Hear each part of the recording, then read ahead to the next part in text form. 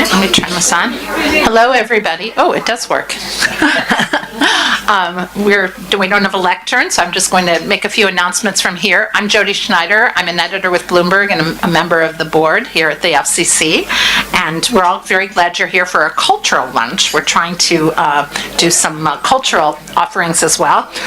So first of all, though, I wanted to make a few announcements. We have had, as Florence, our president, knows, a phenomenal month of events. I think we've set a record, and this week it continues this week. Including tonight, we have a movie. It may be sold out, but you can check if you're interested, called Abacus, Small Enough to Jail, with a Q&A afterwards with one of the filmmakers. And then we have tomorrow night a club dinner, Why Journalism Matters More Than Ever and How It Has to Adapt to Survive, with Alan Rusbridger of The Guardian.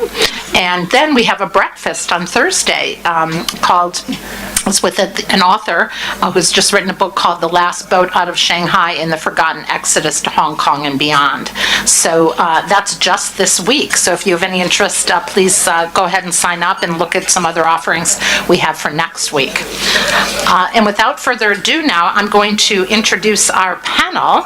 Our panel's called Africa, our title is called Africa to China, Contemporary Art and Hong Kong's Role. And as most of you, I'm sure, know, this is Art Basel Week here. And we've been lucky enough to have a panel of folks who are here in town for Art Basel Week who have a variety of backgrounds in contemporary art and particularly African Chinese, and we want to talk about Hong Kong's role. So to start it off, I'm going to hand over to our moderator, Meg Maggio, who's Director of Peking Fine Arts, both in Beijing and Hong Kong, and she's helped gather these folks, and it should be an interesting conversation with lots of visuals. So thank you, Meg. Thank you all for coming. Is that on? Yeah. Thank you all for coming today to the lunch. There's a lot of competing events this week with Art Basel and Art Central and the other art fairs in town, so thank you for making time. Most importantly, we want to welcome the overseas visitors to Hong Kong and tell you a little bit about the projects they're working on in Hong Kong. Everyone at this panel sort of shares the similar backgrounds in that their work, whether in the art field or the business field or the policy, journalism reporting field, all of their work is touched on multiple cultures in multiple countries across Asia and across Africa and Europe. And one of the things we want to emphasize is, despite sort of the fun of the art fair week, that most importantly, after this one week ends, we still have 51 weeks of the year to think about, and to think about how all these different diverse cultures and all of the art that's coming to Hong Kong has a cultural influence on Hong Kong. And that cultural influence is not only an Asian, it's a very cosmopolitan influence that's coming from all the countries in Asia, and Africa and Europe, and how Hong Kong has really become more than an Anglo-Saxon outpost. It's now become a truly cosmopolitan city, and we see that various cultural influences, including the influences from Africa, touching on Hong Kong. And that's what we want to talk about today. So beyond contemporary art, let's talk about culture and what remains after this week of art fair festivity ends. What are we going to do about the cosmopolitan cultural exchanges in Hong Kong the rest of the year, over the next 51 weeks of the year? I'd like to introduce the panelists. On my left are two visitors. Pieter Hugo is based in Cape Town. He's a South African photographer who's done work across Africa. He's also done work in Beijing and the United States, and most recently he's done work in Mexico. Natasha Becker, so he has his solo exhibition now at my gallery in Wang Chukang, and hopefully later in Beijing as well. Part of the work is about Beijing, and part of the work is about Africa. The work in Beijing was a project he did several years ago that he never got the chance to show in Beijing. It got shown in Europe in museum exhibitions in Germany and Portugal and the Netherlands, and we hope to get that work back to Beijing after Hong Kong. Natasha is visiting curator from South Africa who has moved recently to New York. So she has homes in both South Africa and New York.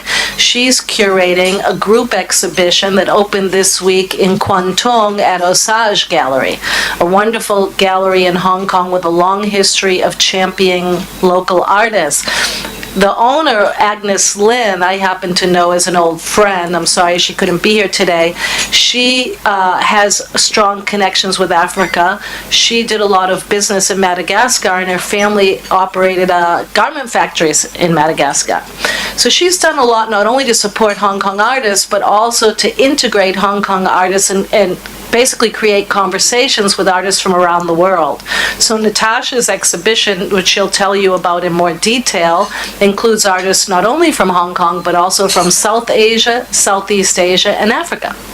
And she most recently curated a very interesting exhibition at the Ford Foundation in New York City of she's co-curated both of these shows. The show at the Ford Foundation, they just renovated their building, which is a beautiful historic building in Midtown Manhattan, and they did a group exhibition of artists from around the world, and Natasha was one of the co-curators of that exhibition. So this is her first time, I believe, curating in Hong Kong. And also it's Pieter's first time showing his work in Hong Kong. George Desvaux, on my right, he's a senior partner at McKinsey, the American consulting company that was wise enough to hire a Frenchman as a partner. And he has lived around the world, originally from Paris. He's lived in Beijing, Tokyo, and now Hong Kong. And between Tokyo and Hong Kong, he lived in South Africa. And in addition to working in the South African office of McKinsey, he had to set up new offices in Nigeria and Morocco? Morocco, Angola, Ethiopia, Kenya. Wow. So, really you see the sort of growth and expansion and interest in the region. And now he's living in Hong Kong, but he's traveling frequently to Africa. So I'd like to sort of let these guys talk a little bit more about the connection between Hong Kong and the rest of the world, and particularly today, Africa.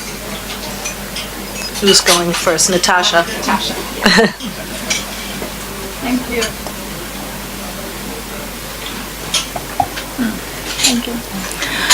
Good afternoon. Thank you, Jody and Meg, for having me here. And thank you all for coming. So as Meg said, I'm here to curate, because I curated this exhibition with Patrick Flores at Osage. And so the slide that I prepared was to highlight some of the artists from South Africa who are in the show. But in hindsight, I realized that, the goal of this exhibition was to bring together artists from the southeast region of Asia, Africa, and the Caribbean. So Present Passing, which is the title for the show, is presented at Osage, and it's curated by myself and Patrick Flores, who is a curator based in the Philippines. And we brought together 16 artists in total, 5 from South Africa, 2 from the Caribbean, 7 from Asia, Southeast Asia, 2 artists are from Hong Kong as well. And it's part of the Foundation's Regional Perspectives program, which puts the production of art in Asia into a critical perspective in relation to other geographies.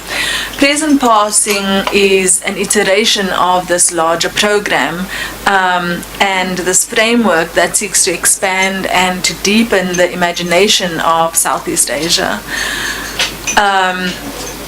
The program is intended to, release Southeast Asia in some ways from this commonplace assumption about its scope and to unburden it from its own legacies of, colonialism and Cold War politics. So it offers coordinates through equivalent articulations of the Southeast elsewhere. So what that really means is that in the exhibition we are proposing, if you think about a compass as having 4 cardinal points, the spaces that we're interested in are the spaces in between those four cardinal points. And so the Caribbean, for instance, is southeast of North America. North America has this hegemonic relation to the Caribbean, but in this program, what we are doing is bringing together these interspaces of the Caribbean, of South Africa, and Southeast Asia. The first iteration of this program, South by Southeast, took place in Hong Kong in 2015, and Guangzhou as well, and it brought together Southeast Asia and Eastern Europe. So that was the first sort of shifting of this geography and the coordinates to bring these artists together and to, put forward this new set of coordinates. And this iteration imagines and puts forward and sets its sight on the ties between Southeast Asia, the Caribbean, and South Africa. All these regions are of course linked by seafaring and trade routes and economic and political systems. So I think culture's catching up in many ways. Art and culture is catching up to relations that have existed there between these regions for decades and for centuries. As Meg said, Agnes Lin, who founded Osage Foundation after she retired from the garment business, for many years, for 20 years, had businesses in Africa and traveled throughout the region. She's visited South Africa many times, Madagascar, etc. And so I think oftentimes these economic relations precede the cultural exchanges and relations which emerge way after that. So we think about China in Africa today as a recent phenomena of the 2000s, but it was interesting for me to meet her and to hear about her and her Japanese and other business people in this region, their experience and the history that predates that in Africa. So I found that really fascinating. So in this show, we revisit how, the place of the region in contemporary art, and through these networks, we sort of suggesting a different way to see the global, as through these south connections and decentering the north-south and Europe as the center by looking at places that are a little off-center. So as I said, I've selected some images. I've selected for this presentation the 5 artists who are from South Africa, but if you have some time to see the show, it will be up until May. I urge you to do so, because the whole point is to put these artists in conversation with artists from Southeast Asia and the Caribbean. And in the slides, you'll get a sense of some of the artists from South Africa that I thought could be interesting for audiences here. And this is a still image from a video by Charlene Khan, who's a South African artist, and a lot of her work is about this history of indentured Indian labor in South Africa, the intergenerational traumas in her own family from successive generations, which, this family history begins with the arrival of indentured Indians to South Africa during British colonialism. So her video piece is a 30-minute long video in which she explores the stories of her mother, her grandmother, her great-grandmother, and the traumas that go along with it, the challenges, but also the small victories and the sense of community that emerges in this new place. We also have a film by Lola Almeida, who's an artist who lives in Cape Town, and in her film, which she shot in Sweden during a residency there, she appears as this woman holding a red suitcase and a healing stick. And her film, she walks through the countryside, she walks through the town, she ends up at the harbor. Is a sort of appearing in a landscape in a city that is foreign to her, but is based on research that she did that connects Ghana and Sweden, because for a short period of time Sweden had colonized Ghana for, maybe 4 years or so. Sweden occupied Ghana, but that history is very much invisible and buried. And during her residency, she uncovered some of this history. So her work is very much about moving through this place, and it's very beautifully filmed, in which she, gazes out, performs certain gestures, as a way to insert herself but also to disrupt a little bit this Swedish civility, and it's titled lagom, which is a Swedish word meaning there's always enough for everyone, and she kind of turns that upside down by interrogating what she calls a certain kind of self-righteousness within the society that really doesn't acknowledge or is blind to this deep buried histories. And then there's another film by another South African artist, Bulibizwe Siwani, and it's a really beautiful 13-minute film called Amahobo, and Amahobo is a word that refers to a song, but it's a ritual song. So, in biblical sense, it's the songs of David, for instance, in a Christian sense. And she writes and performs with other women the song that investigates sort of, again, a history of land dispossession, of cultural violence, as a way to also actually find healing. And both her and Lola Almeida's work is about healing, actually. Is about healing wounds of the past in the present. So there's a redemptive quality to that work as well.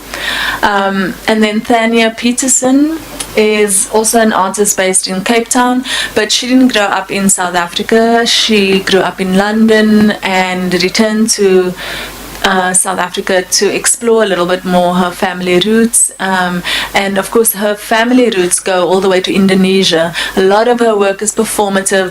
These are two photographs of two different bodies of work.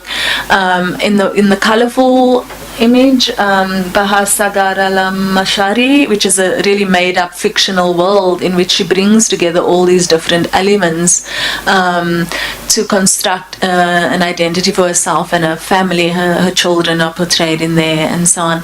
And the other image is a town in India, Surat, that she visited, that was a place where the Dutch East Indian Company had its headquarters and had sent many Indians to South Africa. And she does this reenactment where she's wearing this, dramatic red costume. Red is obviously a signifier of blood and passion and, violence and all those things. And so she sort of enters these spaces that are now abandoned. And she said, she returned there to sort of just see what that experience would be like, but actually in the end she found that it was very empowering because she could create whatever experience she wanted, and that it wasn't actually really tied to history but to the present and what one does in the present with those experiences. And then the last artist from South Africa is Rory Emmett, and he's a painter. And this is a painting from his Colour Man series. And in the smaller image, you see an installation of how the work would typically be installed, because it was a memorial to artisans, people who used to make things with their hands. And Colour Man, and the way the word colour is spelled here is, different to say an American spelling of the word colour. And there's a pun on that word colour to refer both to a mixed race ethnic group in the Western Cape, South Africa, but it also refers to artisans who used to mix colour for household use, for painting houses or industrial use, were called colour men. And then, of course, it's a reference to painting and to the application of colour onto a canvas as well. So there's this kind of playfulness and humour and irony in this work. But again, it's a memorial work to groups that are often not memorialized, like artisans and workers. So I think those artists, are all in some way addressing history and also trying to deal with the present.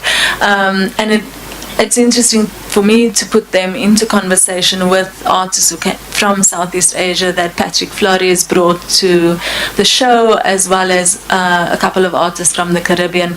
And we just wanted to see what would happen and where there would be connections and where there would be new things to see. And so we didn't impose any idea that, of what we thought the Southeast would be, but rather opened it up to see what kinds of ideas are artists putting out that could help us to think about what that region could be. Thank you.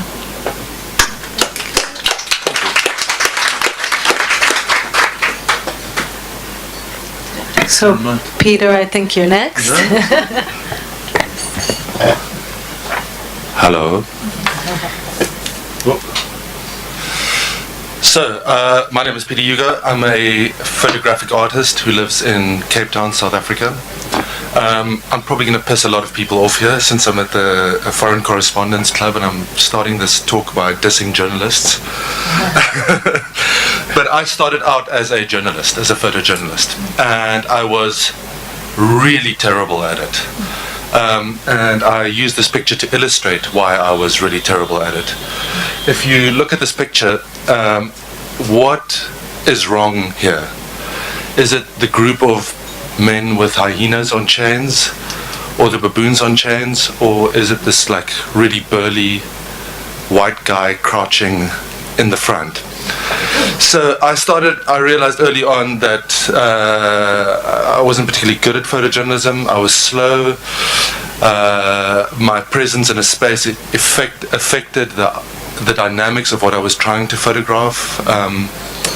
And to make a long story short, I decided to make this shortcoming the core of my practice and moved into portraiture, where mostly, not always, but most of the time, I ask subjects permission to make their portrait.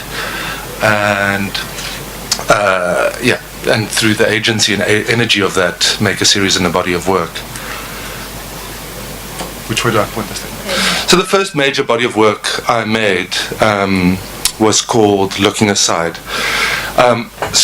Sorry, I have a little aside here, aside from the Aside series, is growing up in South Africa, I matriculated, which means I finished school in 1994, which is the year that Nelson Mandela was elected President of South Africa. So I grew up under the apartheid system, or the last days of the apartheid system, which I'm sure you guys are familiar with.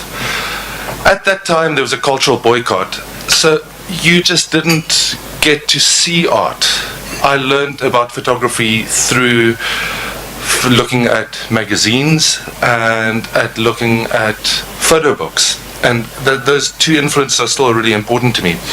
And photography at that time had two modes of expression really in South Africa. The first was the urgency of photojournalism to communicate to the rest of the world this very fucked up situation that was happening in South Africa. And then the second one of it was a scientific tool and being used, or quasi-scientific tools to be used in classifying people, in identica documents, etc. And so being aware of the vocabulary of photography that straddles both these disciplines has really informed my practice.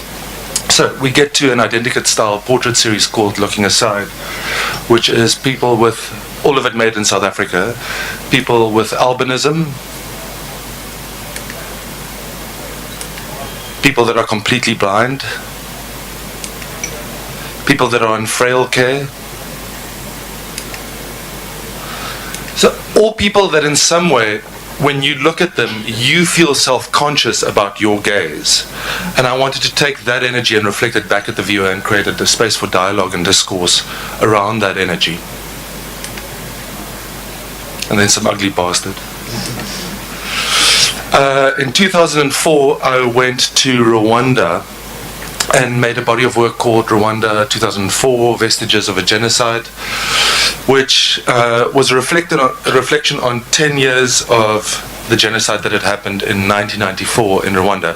So we're going to come back to this date, 1994. Both these events that I speak about earlier, or speaking about, we'll come back to. 10 years after the genocide in Rwanda, you would still walk into churches and find scenes like this. And this raised a bunch of questions for me, which I attempt to solve.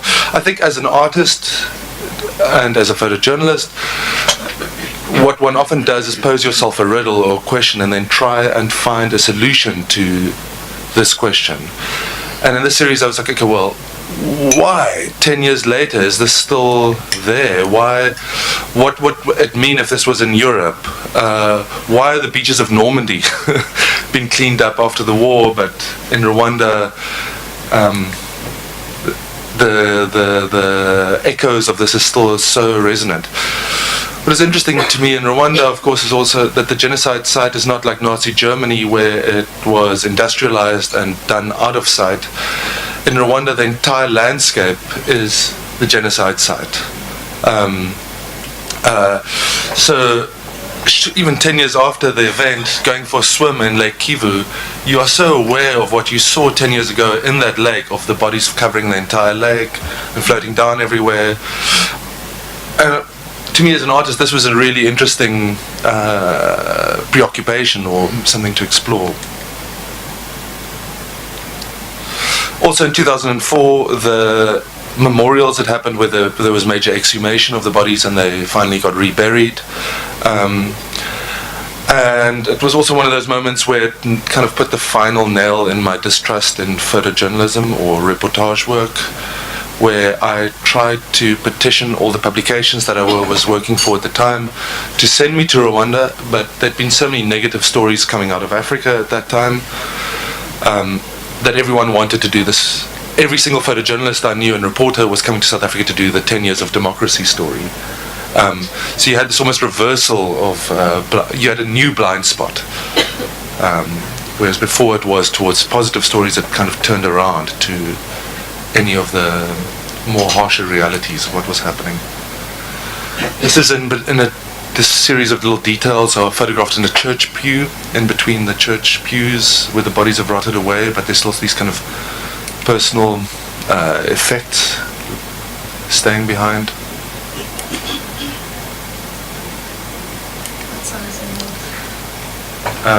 They change. Yeah. The series I printed different sizes depending on where I show it.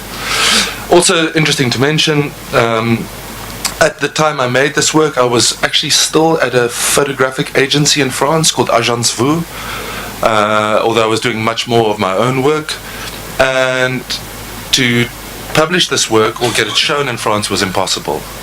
There was this complete denial of France's role in the Rwandan genocide. There's interesting work that Alfredo Yar made where he took the covers of Newsweek during the period of the Rwandan genocide up to the date, the amount of weeks that it took for the West to actually acknowledge that there was a genocide happening, which was, I don't know, 16, 18 weeks before they bothered, like even putting it in a magazine. And the West's reading of why this happened and reducing it down to tribalism as opposed to the role that France, Belgium and Germany played and the precursor to this, and that it had been brewing since the 1950s already.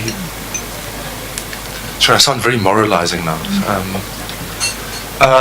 This is a series I made in Nigeria in 2005, which subsequently developed into 3 major bodies of work, which I made in West Africa, called Dahina. This was the first series, and it's called Dahina and Other Men.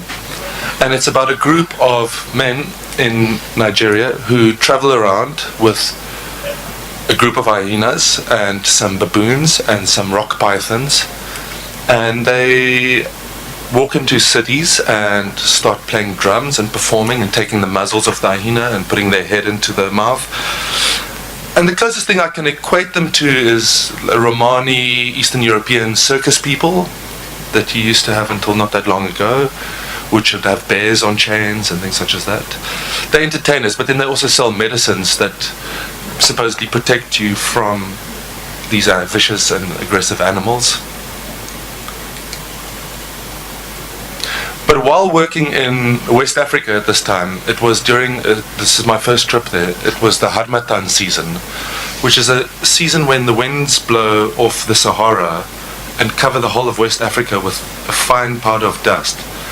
And it creates a very diffused lighting. Firstly, there's a layer of sand over everything, but if you look in the pictures, you'll see there's no harsh shadows. And this, to me as an artist, suddenly I found a palette that really resonated with me. And whether by working in that area or whether in post-production, it influenced the way I put images out into the world, what I look for in terms of color. I always think of Nigeria at that time, it's probably changed a lot since then, but at that time it reminded me of a kind of future alternate reality where, you know, you drove your car until you ran out of gas, and then you left the car on the side of the road, and when you had some money you filled the jug up and you filled the car up with petrol, and then when something broke you'd leave it there and you'd scrounge around and find it reminded me of a Mad Max kind of alternate possibility. And I've always been very influenced by the writings of J.G. Ballard, for instance, science fiction writing where the future is an alternate reality, an alternate possibility. So not fantasy writing like the Lord of the Rings or something like that, but more the space where science fiction and constructed reality can come something that reflects back at us. Does that make sense? Yes.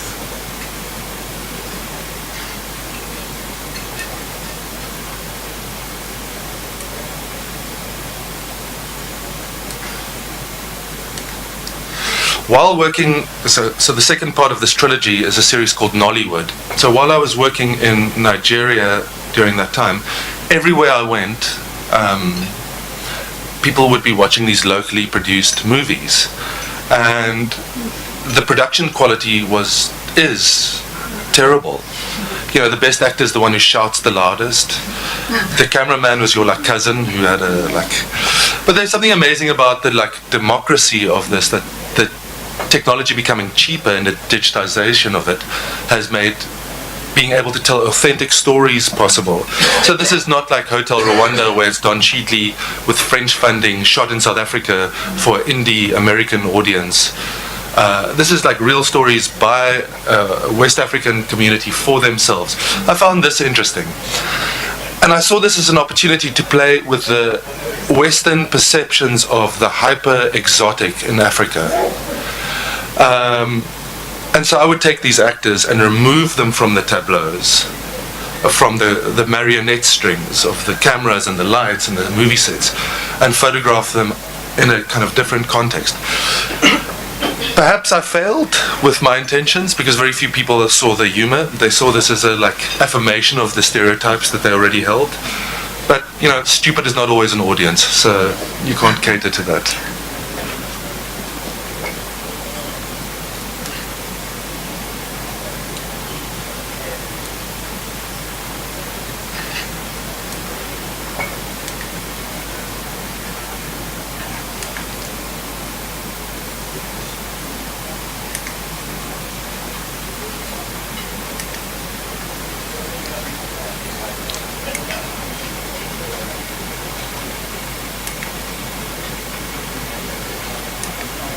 So the third part of this trilogy made in West Africa was made in Ghana, in a place called Agbokbloshi, which is outside of Accra. And it is the place where the pinnacle of our technological achievements go to meet an inglorious final resting place. Where, you know, when your computer dies and it goes away, this is where it ends up. It started out from technology being donated to Africa to bridge the digital divide, and this process got corrupted, and these computers now get reduced, these amazing devices that could transmit thousands of messages, calculate complex algorithms, get reduced to their base commodities of copper and lead, using Stone Age techniques of stone and fire, down to their base commodities of copper and lead, by impoverished men from the northern part of the, impoverished young boys and girls from the northern part of the country. As an artist, I reserve myself the right to be able to move between different modes of expression, whether it is a more documentary work such as this, or a more constructed work such as Nollywood, the way that an author would work between writing a letter, an extended letter to the New York Review of Books, and a novel, and a short story, or a critical essay. At the same time, there's something in this world beyond the kind of moralizing aspect of this major geopolitical imbalance that's obvious in the pictures, that's otherworldly, that's alchemical, this transformation of technology into elements. And it reminds me of the work of people like Caspar David Friedrich. There's this almost romantic wanderer.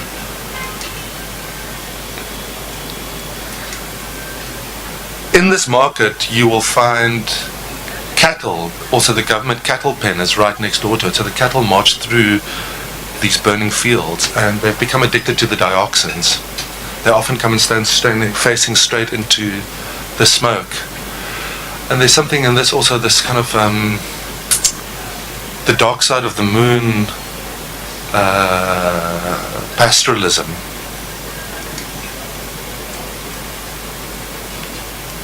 So that was the final series I made. And once again, during the making of this series, I sought out the Harmattan season when you found this diffused light, low contrast,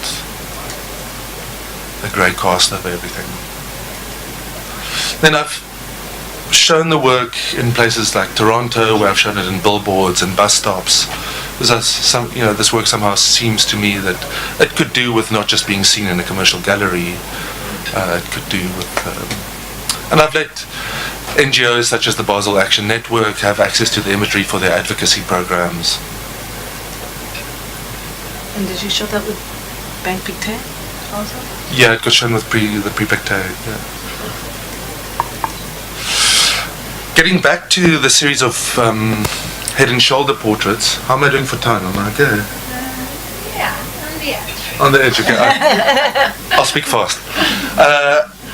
Getting back to the head and shoulders series, the Identica style portraits that we spoke about in the beginning, looking aside, I made a series of portraits called There's a Place in Hell for Me and My Friends. And unlike the Looking Aside series, none of these subjects are atypical, or relatively. They're all my friends, and they're all South African. And I used a faux medical technique of dermatological photography that emphasizes eumelanin and faux melanin, which are the pigments in your skin that give you your complexion, and accentuate latent skin damage that could come later in life.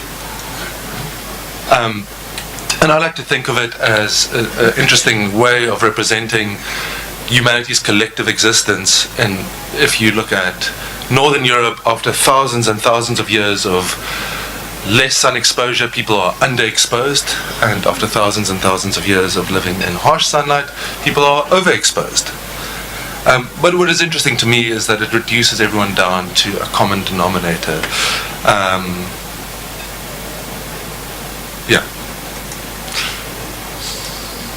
I have to speed up.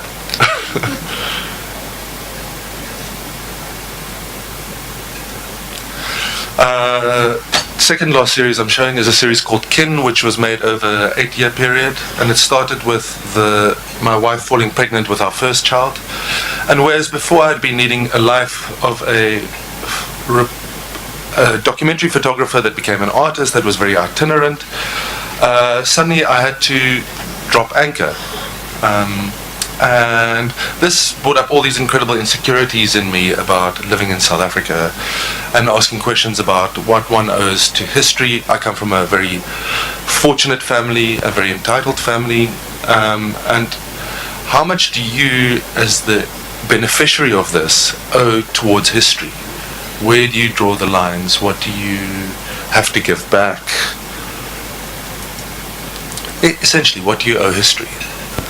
So it's portraits of my wife, pregnant, my mother and father, the nanny who raised me, my daughter at birth, my brother on his wedding day, my grandmother senile,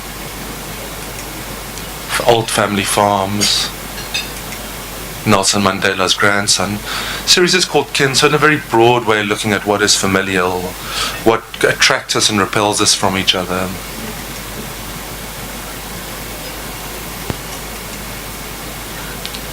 We are going to get to China, don't worry, this is just a very elliptical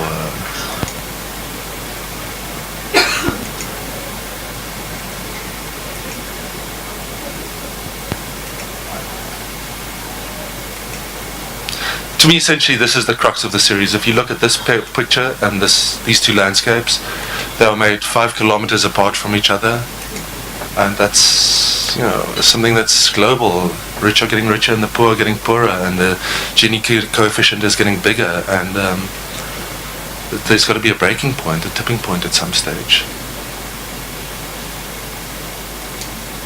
My wife pregnant with our second child. Less enthusiastic and happy than the first time around.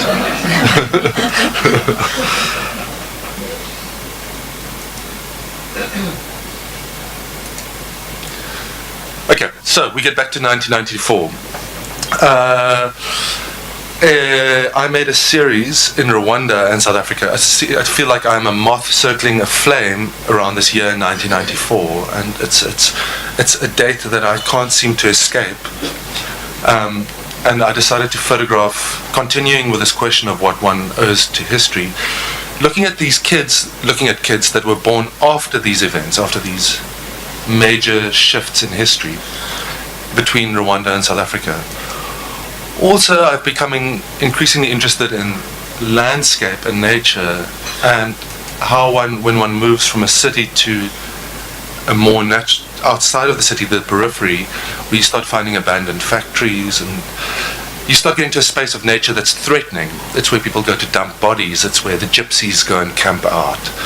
And then the further one moves, the more Arcadian nature becomes, and the more Rousseauian, this ideal of man and nature in harmony, finding some sort of peaceful coexistence, which is very much prompted by my time spent in Rwanda and reading the natural landscape there as this incredibly threatening and destructive space, but very beautiful and earthly at the same time.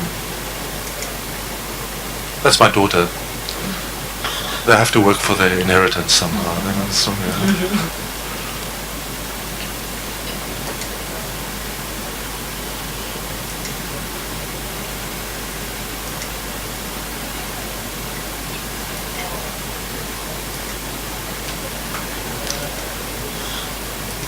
And here we get to China. So, a few years ago, I received a residency to go to Beijing and make work there. I had absolutely no interest in ever coming to China. I honestly thought it was something I would do in my next life. It just was not on my radar. But I got offered a couple of weeks in a 5-star hotel with huge infrastructure to make work, and it seemed like a good idea at the time. And then fell in love with it. But I decided once again, as an artist, and I was speaking about this before, about solving riddles, to make this question of how do you deal with a space that you have no knowledge about, no understanding of the history. How do you approach this? How do you make work in a space such as that? I started by reaching out to the hotel human resources department and offering my services as a family portraitist for free. And this was the first portrait I made of the concierge and his wife in their apartment in Beijing. I love this picture, sorry. It's just got like, you see this everywhere in Beijing in people's homes, these elaborate wedding photographers. And if this gig as an artist doesn't work out, I know what I'll be doing next. It's going to be a wedding photographer in China. And then the reality of it playing out at the bottom here. And then moving up the financial scale a bit. While working there, I had an assistant called Mu, who's also a photographer. And she started introducing me to the more younger, brasher side of Beijing. And this is when this project really started getting shape. Is when I started looking and realizing that there's something similar to South Africa where you have this huge shift in history that happened. You have parents that made huge commitments to the revolution, for lack of a better way of describing it, and huge sacrifices. And now you have the kids that are the beneficiaries of this. And I think in a similar way to South Africa, I'm interested in where these two histories are kind of superimposed on each other. And in Beijing, to me, it was very apparent. And so I started photographing a more younger and brasher side of China. Almost done, 2 minutes.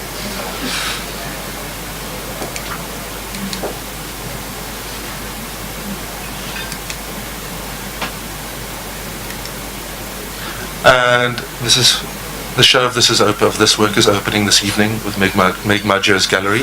So the last thing I'm going to do is just give a little plug to myself that you guys should come and see the show. And yeah.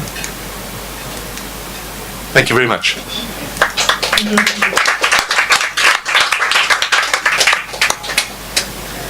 Over to you. Sorry. Thank you. That's okay. Over to George. Yeah, I'll be quite brief actually. I just wanted to give a bit of a sense of why I think Africa is actually a very important part of the world right now.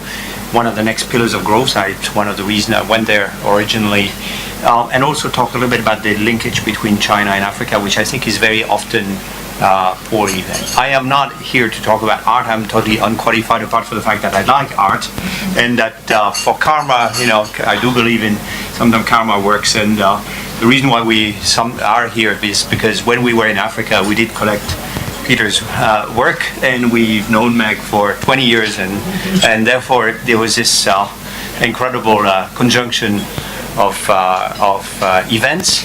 And I also see Africa as being an incredible reservoir of talent and art going on.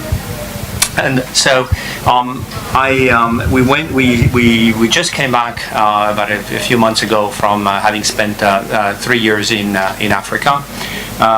And part of the reason I went there is because we were in China at the beginning of the 21st century. And saw China's growth, and somewhere we thought with my wife that this would be an interesting, and that felt that had similarities to it, and that has proven to be quite right when you look at the whole of the continent.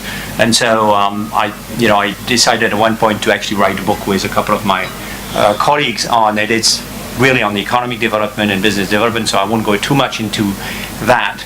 But it was interesting to me, this parallel between what happened in China over the last 20 years and what could happen, the possibilities that could happen in Africa in the future. And I felt always that, in the middle of a lot of distress and difficulties, as we saw in the pictures and how the artists express them, there is also a story of reframing Africa, which I find helpful. And is it this one? This one? Okay. And I think there's something around setting the mental map about why Africa is important in the future, which I find really helpful. I love this picture, which is an artist that actually opens it up. But it basically represents Africa and puts in Africa all of the other continents. And when you actually look at it, the African continent is larger than the US, China, Japan, India, and sorry for anybody who is from Britain, actually the UK is actually this little island called Madagascar. And it is actually quite something that, if you think about it, it's not just the 54 countries, it is a massive scale. It's a massive scale of people, of richness, that I think we tend to underestimate in the rest of the world.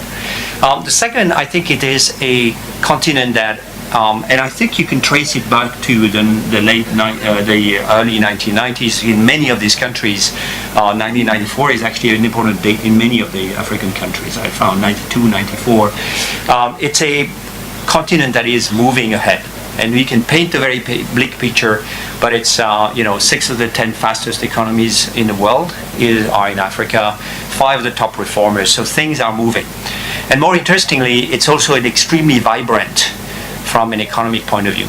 So we actually did a complete landscape of what companies exist in Africa, how big are they? And then we asked African and non-Africans, how many do you think companies are having revenues of more than $1 billion a year in Africa? Take a guess. And frankly, the numbers we got was anywhere from 20 to 150. And what we found is that there was 438. So no one knows that how much vibrant. And why? It's because most of them are African. Right? Many of them are African. Many of them are South African, but many of them are African. And so it's actually a quite vibrant, large, developing space that is important in the future. The second is, I find when you look at what is going to deliver the future in the world coming from Africa, there's really 5 big things, and I won't go into the most of them. I will go into only 2 because I think they are what really struck me versus Asia. It's not about the resources, it's not about the infrastructure, it's not about the Industrial Revolution. It's really the youth and the power of the youth. And second is the leapfrog from technologies. And because if you look at it, you have about 1.2 billion people, which is 1 out of 6 people in the world are African. In 20 or 30 years, you will have about 3, or in between 2.4, 3. So it will be 1 out of 4. That is happening. But on top of that, they are young. They are young. They want to develop. They want to do new things. They are moving to cities. They are getting connected. So there is an incredible vibrancy. And the second is, and that's very different from China at the time, which I lived through, they adopting technology like nobody else. 1/2 of all mobile money accounts in the world are in Africa.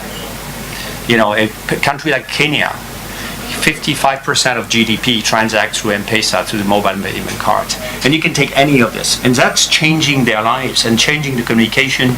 That's also why I think there's a lot of artists that are embracing technology around it.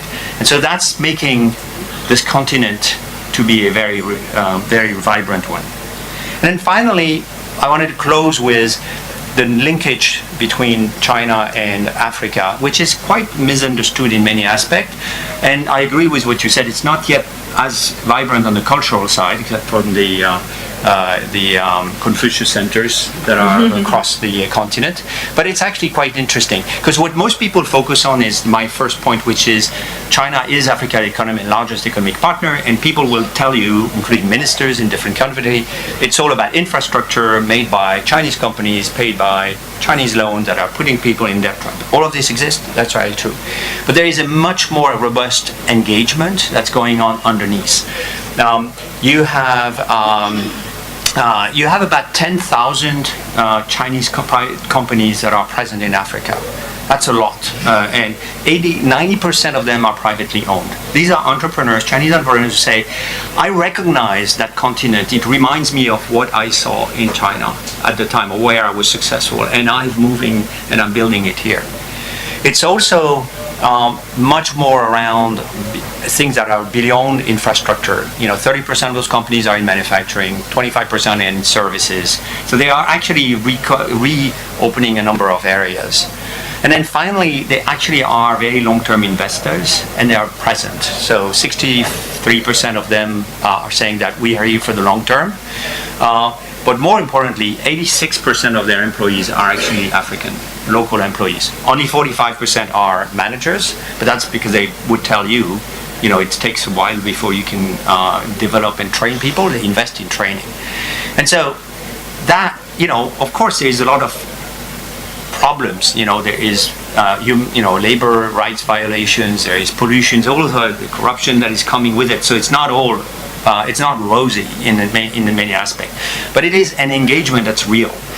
And I think that there is probably in the future an opportunity for a better engagement to be done on the cultural front, because it's actually happening on the ground. So thank you very much. Thank you.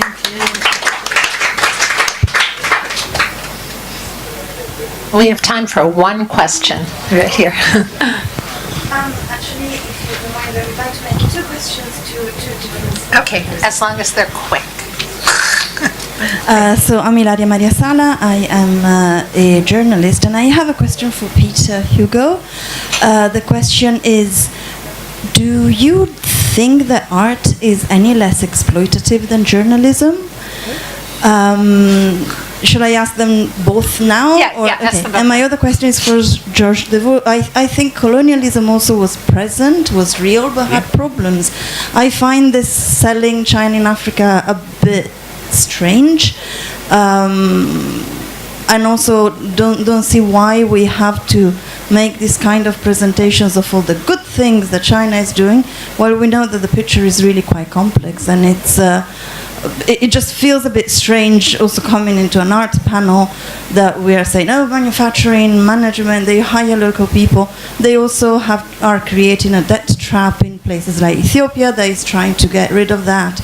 They are outsourcing certain factories. If they were American or they were European, we would have a civil society in Europe and America criticizing them, which cannot happen in China. So whatever engagement China has abroad is an engagement that we can decide as outsiders to kind of keep, there's good and there is bad, while knowing that there is no transparency, there is no civil society in China which is allowed to criticize it. And so I find this exercise a bit strange. So if you have time to explain to me what the basis of it is, I would be very grateful.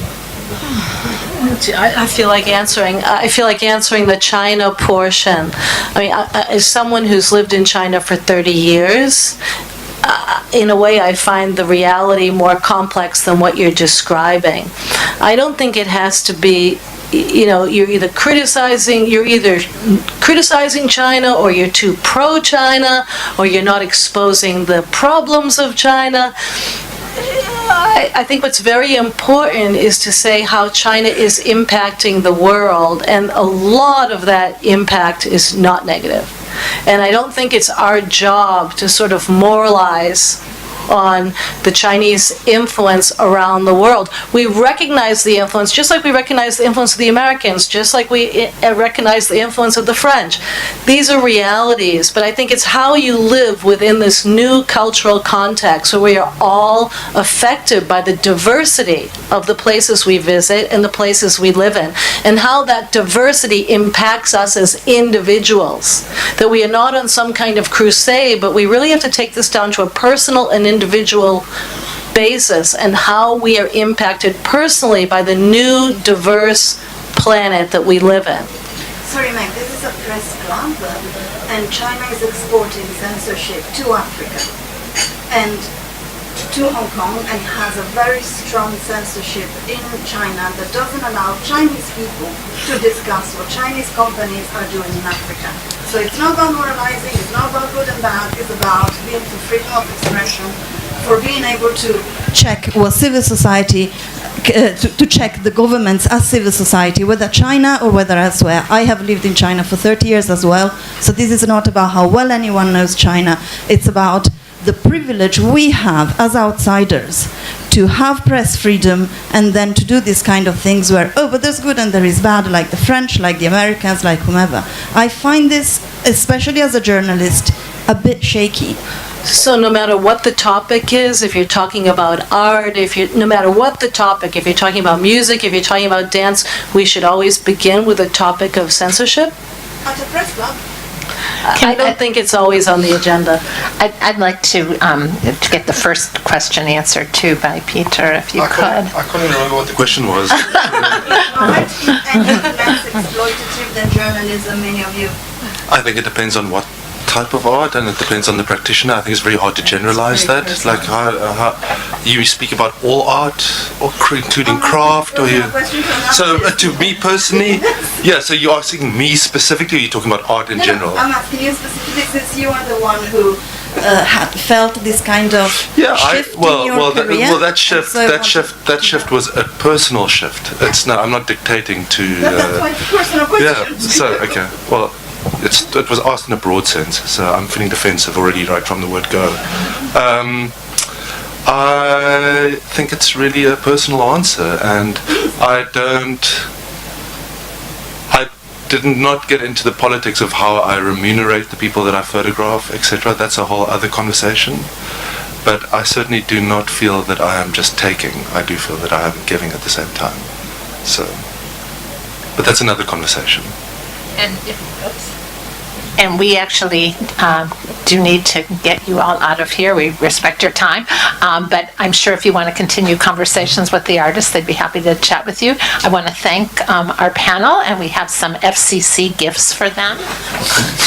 You can probably guess what they are. Thank you very much. Wow, very exciting. There you go. Thank you very much. Thank you. Thank you for inviting us.